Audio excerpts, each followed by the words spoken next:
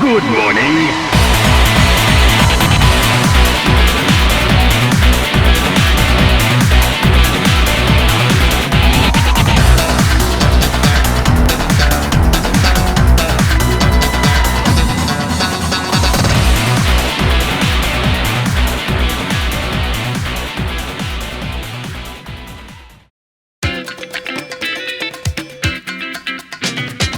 Within a few years, Tekken was slowly becoming the new marquee franchise for developer Namco. The first game showed potential for polygonal fighting games, while the second brought enough additions and refinements to have it hold up against the competition. Players wanted to see what the developer would come up with next, but behind the scenes, times were changing as the team suffered from a high turnover rate. Director Seiichi Ishii left after completing the first Tekken to form his own company Dream Factory, while co-director Masamichi Abe left after the second Tekken to join Nintendo. One of the original designers who remained on the team was Yutaka Konoe. He was in charge of project coordination, maintenance, and managed a team responsible with fine-tuning the gameplay. To put it simply, his role was to ensure that the game being released in arcades was actually fun to play. Masahiro Kimoto retained his position as co-director of the Tekken series, and he was joined by another designer who was now promoted to become a fellow co-director. Katsuhiro Harada grew up in a time when video games were frowned upon in society. His parents wouldn't buy him video games, so he often sneaked into arcade centers only to be discovered and dragged out. While attending university to receive a degree in psychology, Harada studied various forms of martial arts like judo, karate, and taekwondo. He also played sports and participated in yacht racing, sometimes as the captain, which helped him learn many things about competition and team management. But his true passion remained with video games, and he knew that's what he really wanted to do with his life. Following graduation, Harada took a job as a promoter for a Namco arcade center, planning events and tournaments, much to the chagrin of his parents. Using his knowledge in psychology, he often chatted with customers and began to conceptualize how to increase his arcade center's sales performance or how to improve upon games currently being released. Harada was soon praised for his work in promotion, managing to break monthly records, and even receive awards of commendation from the president of Namco himself. This recognition enabled him to apply for a management position at Namco, where he would soon transition into game development and a position on the first Tekken game. Not many players may be familiar with his early work on the series because he primarily worked behind the scenes, providing voices for characters like Martial Law and Yoshimitsu. It wasn't until the third Tekken game when he was first put in the spotlight as the co-director. At this time, polygonal animation was in its early years, so there were no designers who had experience when it came to motion capture. The team had to learn to do it themselves by attaching cables to designers and recording their motions. But this primitive technology was hardly ideal, so the frame-by-frame animation still had to be done by hand, with the recorded motion data only used for reference. Commonly, in a video game development process, designers will submit ideas to their team before beginning work, so everyone can consider possible options on how to improve the quality of the final product. However, when it came to Tekken, many staff members were being recruited from other companies in the middle of development. As a result, a new idea was often implemented into the game by anyone who just thought it was good, and if it became unpopular, other staff members could just as easily overwrite existing data with something else without warning. This inevitably led to a clash of egos and philosophies in the workplace, where staff members could often be overheard passionately arguing over what should stay or go. Many of them were pushed so hard that they would later create things of such high quality that nobody could muster an argument against them. It was an effective technique, but still unprecedented to see during a game's development. Members of the Tekken team became notorious workaholics who lived at the office. There were stories of them having to line up chairs to sleep on because the floor was too cold. Programmers spent so much time testing every technique for each character to make sure they functioned normally that they were constantly suffering from sleep deprivation. With so many modifications to characters and combo techniques being added or altered on a daily basis, it was very difficult for Konoe and his tuning team to keep things in a balanced and playable state. It was especially challenging to keep a high level of efficiency when the amount of work produced by each member was so massive. Designers were obsessed with their own ideas and continued implementing them at random, so it felt like they were solving a giant puzzle at the same time as making a game. With such a unique development culture at Namco, it wasn't a surprise to see many talented developers quit the company just as quickly as they joined it. Tekken was designed with the intent of creating something very different to its closest competitor, Virtua Fighter. While Sega's team focused on highlighting various forms of martial arts, the team at Namco focused on being more impractical by having characters fighting animals and devils. The designers were willing to try anything as long as the end result was flashy and had some semblance of being possible. The end result were games containing a variety of ideas instead of the creation of a single focused designer. While the teams working on Tekken 1 and 2 produced games that came off very experimental in some respects, they still managed to be fun games, even to the surprise of the developers who had their doubts. By the third game, all their hard work and experimentation had already proven successful, so development going forward could be a more calculated production that was systematically planned and controlled. As more staff members were joining the team, there were two new composers at Namco in charge of the game's soundtrack named Nobuyoshi Sano and Keiichi Okabe. Unlike their predecessors, these two would construct a soundtrack that featured music with more of an electronic background, similar to music from bands like The Prodigy, Chemical Brothers, and The Crystal Method. Tekken 3 also benefited from a performance boost by taking advantage of the newest system board, Namco System 12. The arcade version had the advantage of storing more memory on its system board compared to the console version, which made it more difficult to port the game to a CD to be played on a PlayStation.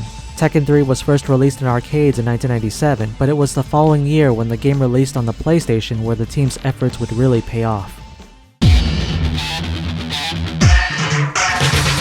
The game's new engine allowed for better-looking graphics, more detailed animations, and faster gameplay. Perhaps the biggest new game mechanic was the ability for all characters to sidestep in or out of the background to maneuver around opponents or dodge their attacks. This opened up more player options and different combos were able to be performed. Taking place 19 years after the events of the last game, only 8 characters would have a returning appearance. Some were replaced by new or younger iterations of a prior character, like the son of martial law, Forrest Law, the adopted daughter of Michelle Chang, Julia, or the third version of Jack, known as Gun Jack. The majority of the cast in Tekken 3 consisted of new and original faces. Jin Kazama, the grandson of Heihachi Mishima and son of Kazuya Mishima and Jun Kazama, served as the game's new protagonist. He was joined by the cyborg Brian Fury, the capoeira prodigy Eddie Gordo, and his afro-wearing palette swap known as Tiger Jackson, the taekwondo student Huarong, the Chinese teenager Ling Xiaoyu, and her bodyguard Panda, a 2,000-year-old wooden dummy that could mimic other characters' fighting styles named Mokujin, and the immortal god known as Ogre, who had an alternate form simply called True Ogre and served as the final boss. When Tekken 3 was released on the PlayStation, it featured an abundance of new features, like an arranged version of the arcade soundtrack by Sano and Okabe, with new contributions from fellow composers at Namco. This version also added Anna as a fully playable and separate character from Nina, as well as Dr. Boskanovich, the scientist responsible for Alex and Roger, and Gon, a tiny dinosaur from manga creator Masashi Tanaka, who served as a special guest character. New gameplay modes included a side-scrolling beat-em-up called Tekken Force and the surprisingly addictive Tekken Ball, where players must defeat each other using a giant beach volleyball.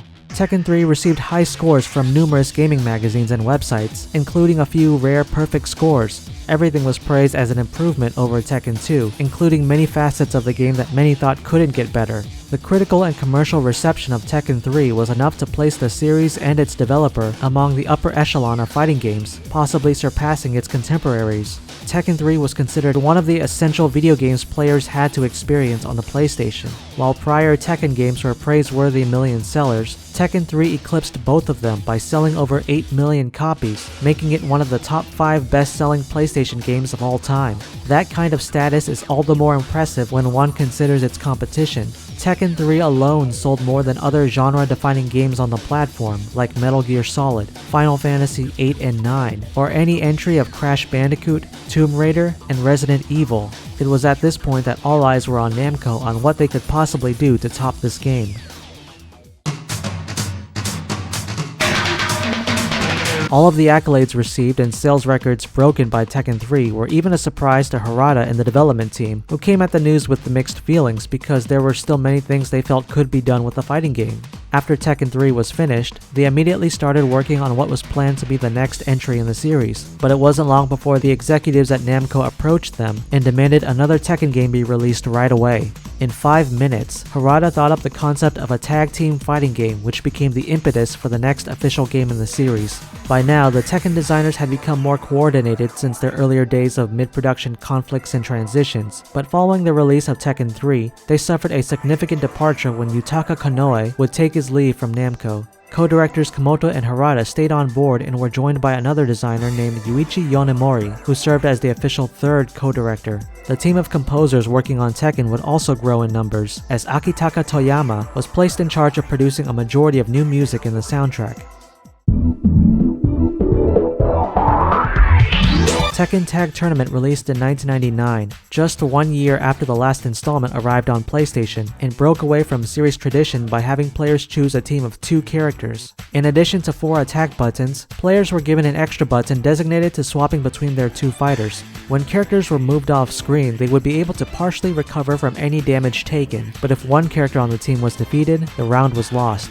The swap feature could also be implemented by the player to extend a combo or utilize a special throw. The game had no canonical connection to the prior games, which allowed many characters of Tekken's past to make a return. Tekken Tag featured 39 playable characters, consisting of almost the entire cast of every Tekken game that came before it. The one new addition was a woman referred to as Unknown, who could possess the fighting abilities of any other character and served as the final boss. Tekken Tag Tournament ran on the same 32-bit graphics engine as Tekken 3, but when it was ported to the PlayStation 2 the following year, the designers took advantage of the new hardware's capabilities and DVD format to increase the number of polygons for each character model and produce higher quality music and cutscenes. All the mainstay game modes of prior Tekken games returned, including the option to play in a more traditional one-on-one style. The new minigame this time had the characters interacting in a bowling minigame simply referred to as Tekken Bowl.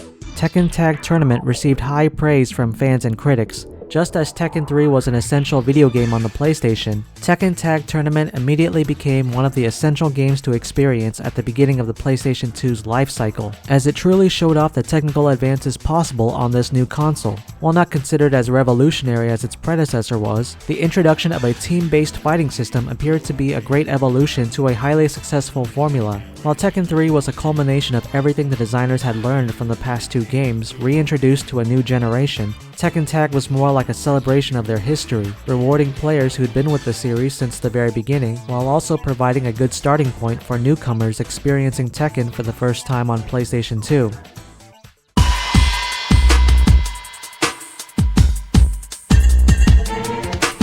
After undergoing constant shifts in staff members following every prior game's release, Masahiro Komoto, Katsuhiro Harada, and Yuichi Yonemori would become the designated directors for the series going forward. Tekken had now become a core franchise attached to both Namco and the PlayStation brand. After making such a grand introduction on the PlayStation 2, fans were eager to see where Namco would take the series next, and how they could possibly surpass their expectations once again.